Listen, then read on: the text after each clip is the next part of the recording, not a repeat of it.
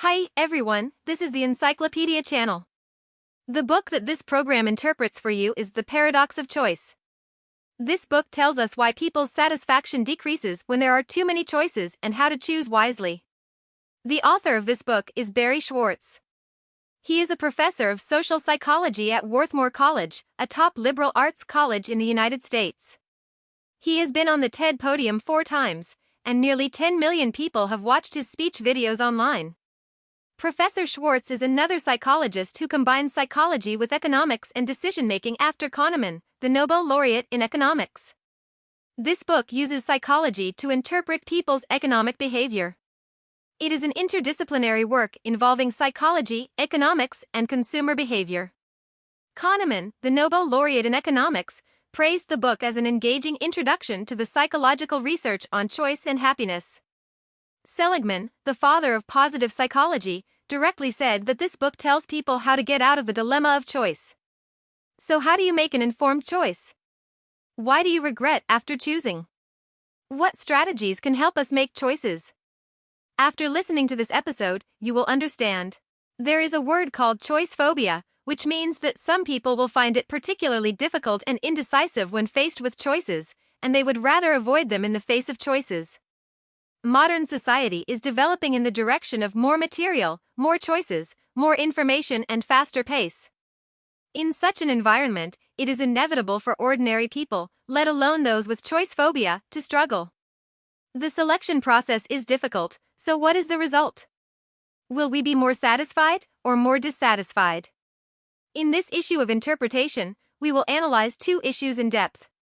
The first question is why people's sense of satisfaction decreases when there are too many choices. The second question is how to choose wisely in the face of such abundant or even surplus choices. Below, I will break it down for everyone. First part. It is more difficult for people to make informed decisions when choices are overwhelmingly plentiful. What's going on here? According to intuition, the more choices you have, the more opportunities you should have to find the one that suits you best, and the more satisfied you should be. The answer is that your behavior is not completely determined by you, but is manipulated by many invisible factors. There was such an experiment that the subjects were given 2 unbearable noises. The first noise lasted for 8 seconds, and the second noise lasted for 16 seconds. The first 8 seconds were exactly the same as the first. Although the last 8 seconds were harsh, they were slightly milder. After listening, let the person being tested choose a section of noise to listen again. Which one do you think you will choose? According to common sense, it should be the first paragraph, because there are only 8 seconds, and the time to endure is half of the second paragraph. But in fact, most people choose to listen to the second noise. The reason behind this is the peak-end rule. That is to say, people's memory of an experience does not fully consider the feelings of the whole experience, but only related to the feelings of the 2 key moments of peak and end. The peak of the second noise is the same as that of the first noise, but the feeling at the end is better, so under the influence of the peak-end law, most people will choose the second noise. As another example, a store sells a bread maker for $279, and after a while, the store sells another higher-end bread maker for $429. As a result, the high-end bread maker sold fewer units, but sales of the original $279 bread maker doubled. The reason behind this is the anchor effect, that is, when people evaluate and make decisions, they are often dominated by a certain impression, like an anchor sunk in the sea, fixing their thinking to a certain place. With this high-end bread maker as an anchor, one would think that $279 bread maker is pretty affordable. Let's say you're a doctor working in a poor area where 600 people in the village are infected with a deadly disease. You are faced with 2 choices. The first is that only 200 people can be saved. The second is that there is a 1/3 possibility of saving everyone, but there is a 2/3 possibility that no one can be saved. How would you choose? Most people will choose the first option, which is to save 200 people. Now change it up a bit, and still say that 600 people in the village are infected with a deadly disease, and you are still faced with 2 choices. The first scenario will kill 400 people, and the second scenario has a 1/3 probability that everyone will survive, but there is also a 2/3 probability that everyone will die. How would you choose? At this time, most people will choose the second option.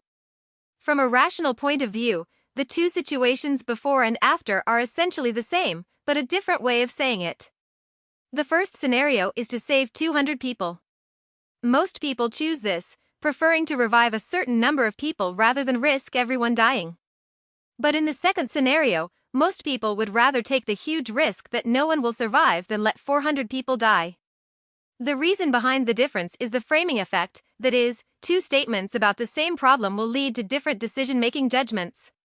When the statement is loss instead of gain, people will be particularly sensitive, because most people have loss aversion.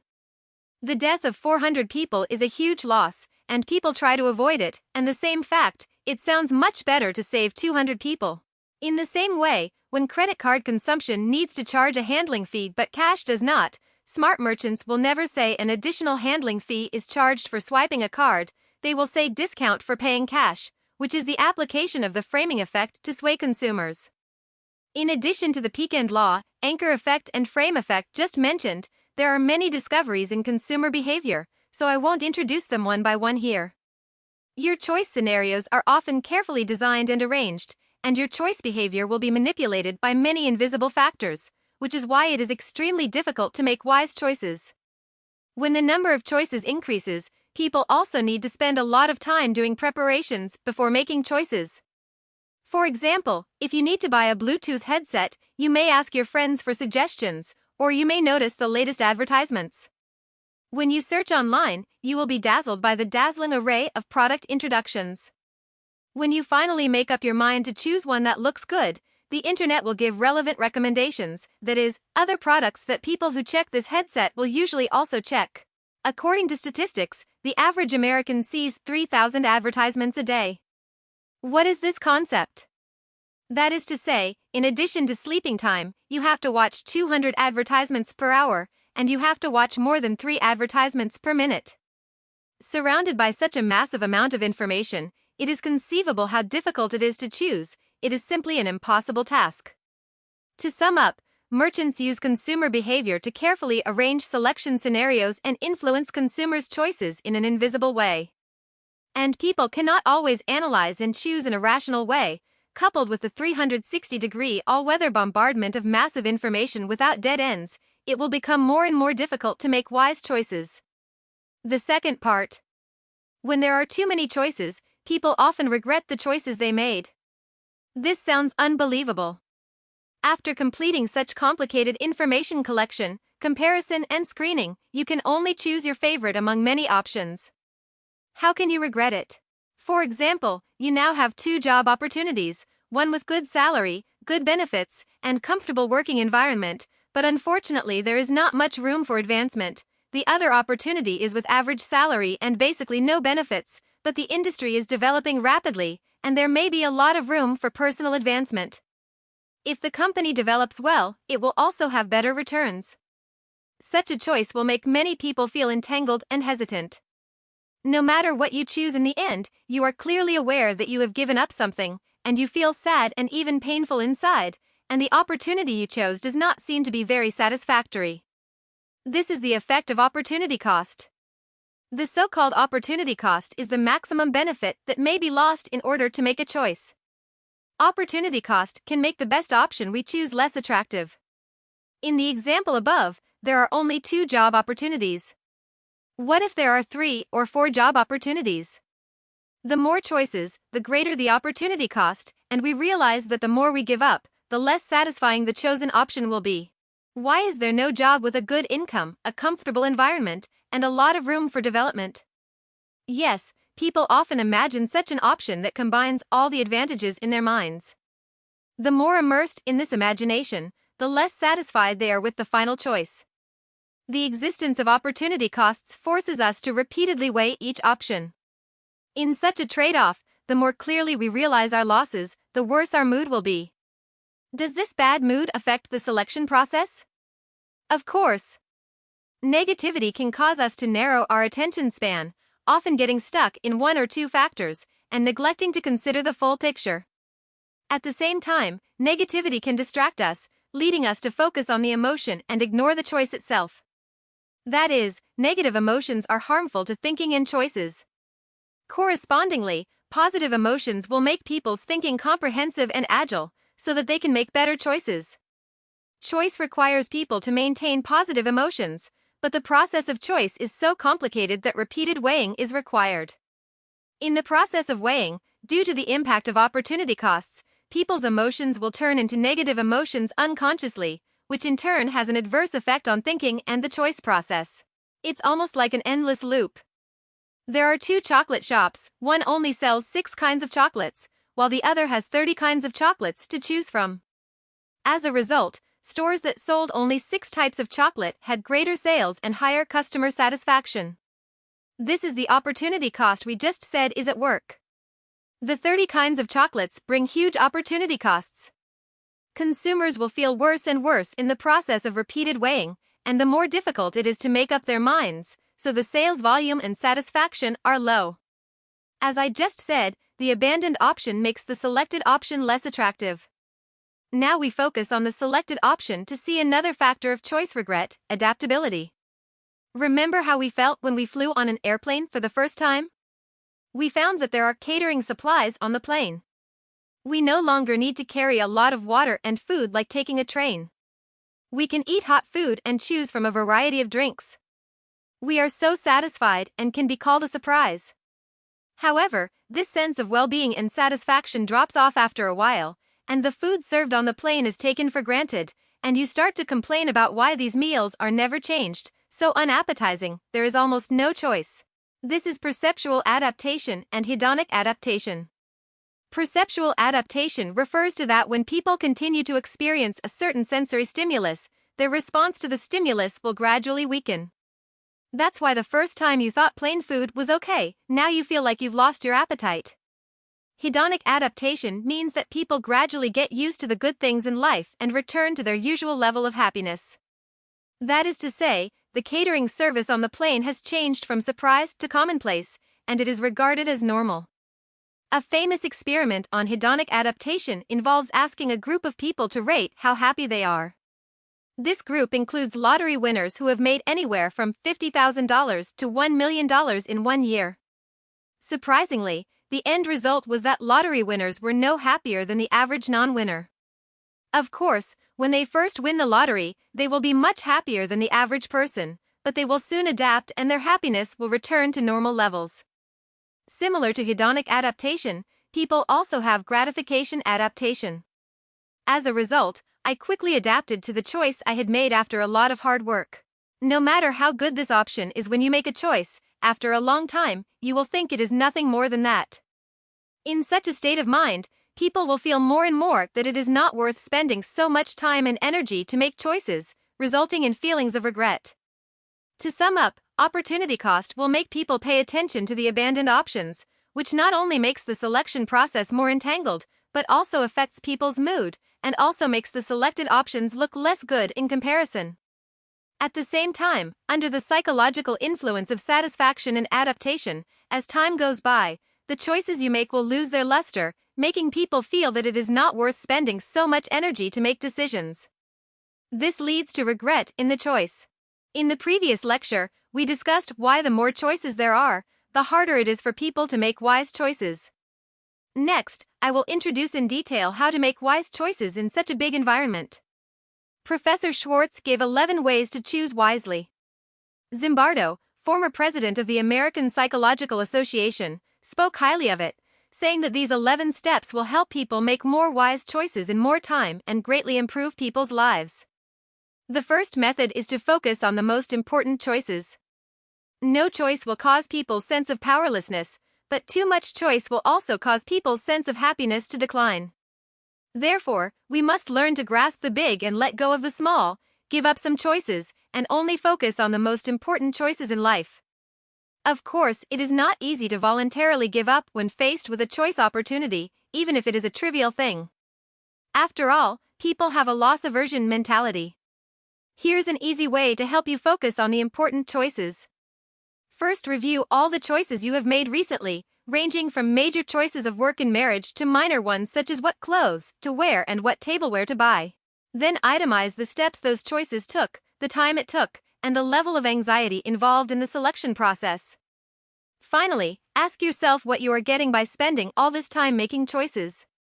This method is to help everyone use a rational process to distinguish the importance of choices and reduce unknowingly being manipulated. The second way is to be a chooser, not a picker.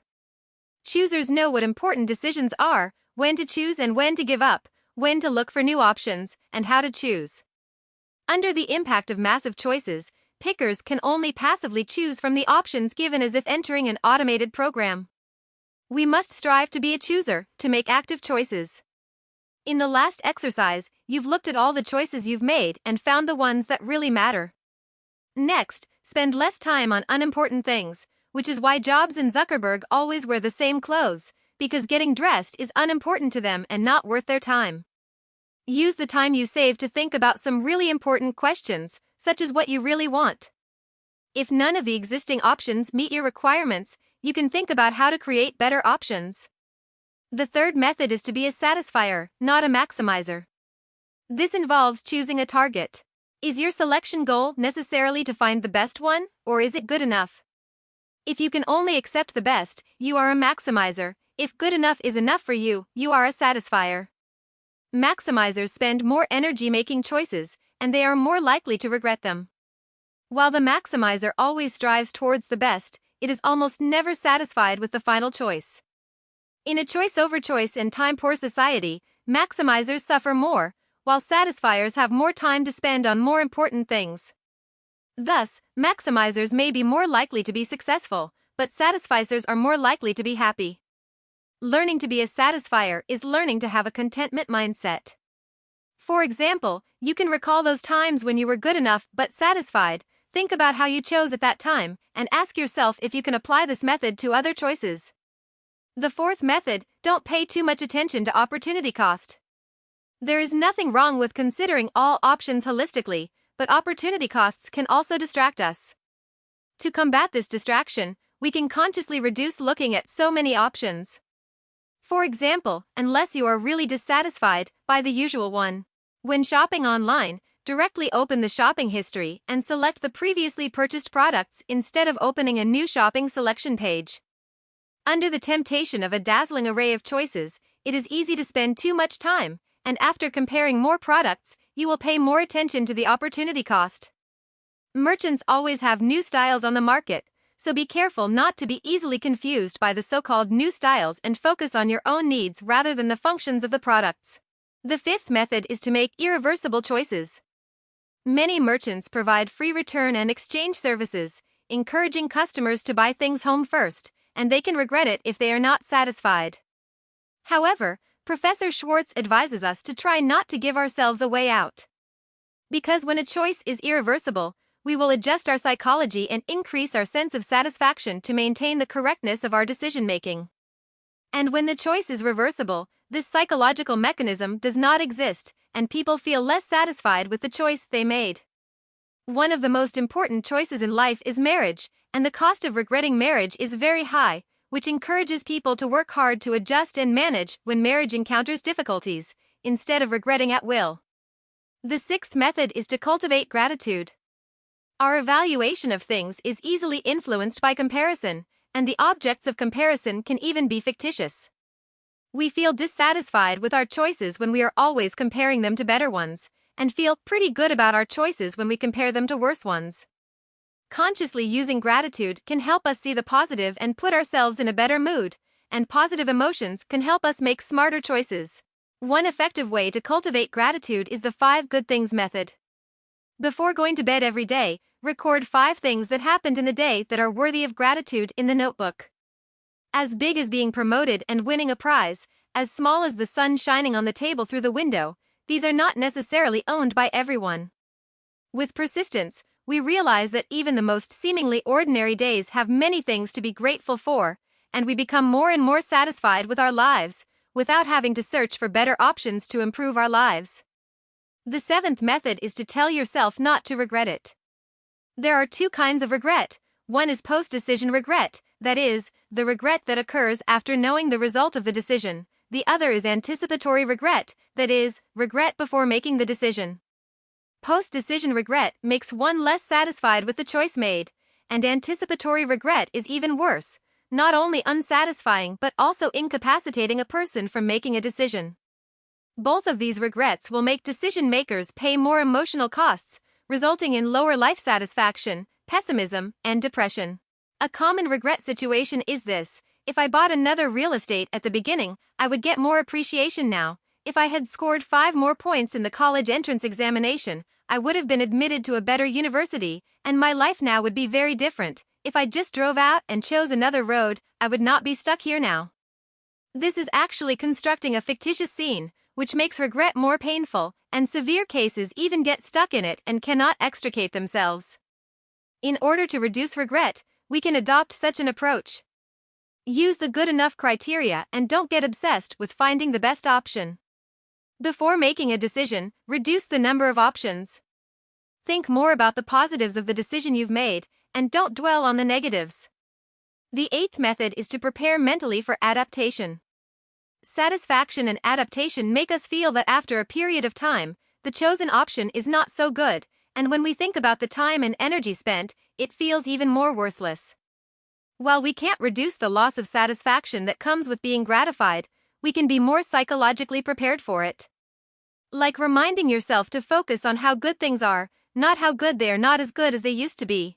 In addition, you can spend less time looking for the best option, reducing the time cost of choosing, and reducing regret and disappointment. The 9th method is to control excessive expectations. As the saying goes, the higher the expectations, the greater the disappointment. A long-awaited famous scenic spot often feels that the name is not worthy of the name when we experience it in person. The reason is that we often see beautified photos on various occasions, which creates high expectations in our hearts. When we see it with our own eyes, we feel that it is not as good as our expectations. An unknown small scenic spot passing by inadvertently often brings surprises. Lowering expectations often goes a long way toward increasing satisfaction. The 10th method is to avoid social comparison. The internet has enlarged the scope of people's access and also enabled everyone to have more comparison objects. In the past, students' college entrance examination scores were mainly compared with their classmates, but now the data of the whole school, the whole district, the whole city, and even the whole country are all on the internet. Why are so many women dissatisfied with their bodies these days? Because the object of their comparison has changed from the neighbors to those carefully beautified and ubiquitous celebrity promotional photos. We need to learn to focus less on others and more on what makes us happy and what gives our lives meaning. Less comparison, more satisfaction. 11th method, see the limitation of choice as liberation rather than restraint. One possible way to reduce the burden of choice is to decide when to make a decision and when not to make a decision. This is a secondary decision. When can we not choose? For example, when there are clear rules or habits formed by individuals. Wearing seatbelts while driving is a rule. Every time we get in the car, we don't need to think about whether we don't need to wear seatbelts so close to our destination. If you have already developed the habit of going to bed at 10 o'clock in the evening, you don't need to spend time thinking about when to go to bed every day. Secondary decisions can help us spend less energy and focus on the things we really need to choose. Now, let's review it again. Having no choice will create a sense of powerlessness and affect happiness. But more choices are not always better. When there are too many choices, it is difficult for people to make wise choices, and they will regret more. The first reason behind this is that it is difficult to be completely rational in the selection process, and consumers will be manipulated by invisible factors, such as the peak-end rule, anchoring effect, and framing effect. The second reason is that collecting, comparing, and sifting through information is a lot of work, which will cause people's physical and mental exhaustion, and even exceed the load that they can bear. The third reason is that opportunity cost makes it difficult for people to forget the options they have given up. The more choices, the greater the opportunity cost and the deeper the pain. The fourth reason is that adaptability makes people less satisfied with the options they choose, and they also feel regretful and unworthy of the huge effort they invested in the first place. To make wise choices, Professor Schwartz suggested 11 methods, which are: focus on the most important choice, active rather than passive choices, be a satisfier, good enough, don't pay too much attention to opportunity costs, make irreversible choices, be consciously grateful, tell yourself no regrets, prepare psychologically for adaptation, control excessive expectations, reduce social comparisons, and use rules and habits to help yourself reduce choices. Speaking of which, the topics discussed in this book actually belong to the category of decision science. Decision science is a comprehensive discipline that is widely used in organizations to help organizations make the right choices under complex conditions. A person faces countless choices, large and small, in his life, but he has not received relevant guidance. Today, with the explosion of information and extreme material prosperity, too many choices have brought unprecedented pressure and even caused choice phobia. No matter what the choice is, behind every decision is the result of the combined effects of multiple disciplines and multiple factors. This book helps us see various economic behaviors and the psychological mysteries behind them. Only by starting from the source can we make a truly wise choice. This is the end of this episode of the show. What do you think about it differently? Welcome to leave a message to discuss with everyone. Hey, if you like our channel, please subscribe us. Haha, remember to like it.